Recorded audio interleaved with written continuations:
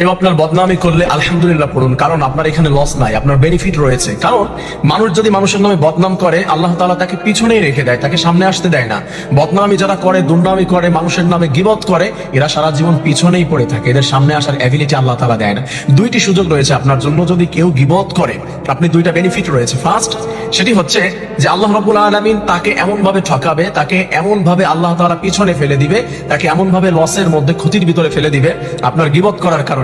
আল্লাহ রাব্বুল আলামিন তার সমস্ত নেকামল, তার সিজদা, তার জিকির, তার তাসবিহ, তার সবকিছু আপনার আমলনামায় আল্লাহ রাব্বুল আলামিন ট্রান্সফার করে দেয়। সুবহানাল্লাহিল আযীম।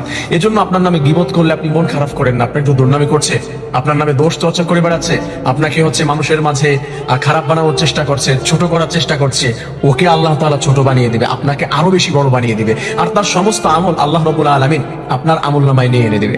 এরপরে সেকেন্ড যে পুরস্কার আপনার জন্য রয়েছে, সেটি হচ্ছে আল্লাহ রাব্বুল আলামিন জানাচ্ছে তাকে আমি হাশরের ময়দানে, যে আপনার দুর্নামি করছে, হাশরের ময়দানে আল্লাহ তাআলা তাকে ঠকাবে এবং শাস্তি দেবে। কেমন করে?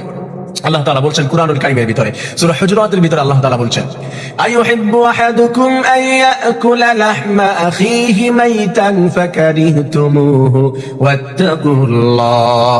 আল্লাহ তাআলা বলছেন, তোমরা কি পছন্দ করো তোমার মৃত ভাইয়ের মাংস খেতে, গোশত খেতে কি তোমরা পছন্দ করো? সেইটা যদি পছন্দ না করো, তাহলে তোমরা মানুষের নামে গীবত করা, দোষ চর্চা করা, তার ভুল ধরে বেড়ানো, এইগুলা থেকে ফিরে আসো। যদি তোমরা ফিরে না আসো, হাশরের ময়দানে আমি রব্বুল আলামিন তোমার মৃত ভাইয়ের মাংস খাওয়ার যে অপরাধ, সেই অপরাধে তোমাকে অপরাধী করব। আর আমি আল্লাহ রব্বুল আলামিন হাশরের ময়দানে তোমার আমলগুলো সব নিয়ে, যার নামে গীবত করেছিলা, দুর্নামি করেছিলা, তার আমলনামায় দিয়ে দিব, তোমাকে জাহান্নামে নিক্ষেপ করে দিব। নাউজুবিল্লাহ। আমার প্রিয় ভাইয়েরা, এই জন্য কেউ যদি কারো নামে দুর্নাম করে, বদনামি করে, মন খারাপ করবেন না। আপনি বরঞ্চ আলহামদুলিল্লাহ পড়তে পারেন, কারণ এখন হচ্ছে তার বালা, তার ধ্বংসের বালা আর তার ক্ষতির বালা। আল্লাহ তাআলা তার আমলগুলি আপনার আমলনামায় দিয়ে দেয় এবং আপনার সমস্ত গুনাহগুলি আল্লাহ তার আমলনামায় দিয়ে দেয়। নাউজুবিল্লাহ। আমার প্রিয় ভাইয়েরা, এই যে গীবত করা, মানুষের নামে দুর্নাম করা, মানুষের দোষ চর্চা করা, বদনামি করা, এইগুলা থেকে আমাদের ফিরে থাকতে হবে। কারণ হচ্ছে আপনি কার নামে দুর্নাম করেন বলেন?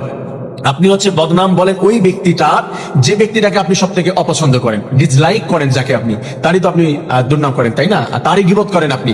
গীবত যদি আপনি তারই করেন, অপছন্দের মানুষটা, আপনি মনে রাখবেন আপনার আমলগুলি ওই মানুষের আমলনামায় চলে যাচ্ছে। তাহলে আপনি গীবত করছেন কেন তার নামে? খারাপ মানুষটাকে আপনি আপনার ভালো কাজগুলি সব দিয়ে দিচ্ছেন, আপনি তো লস করছেন, আপনি বোকামি করছেন।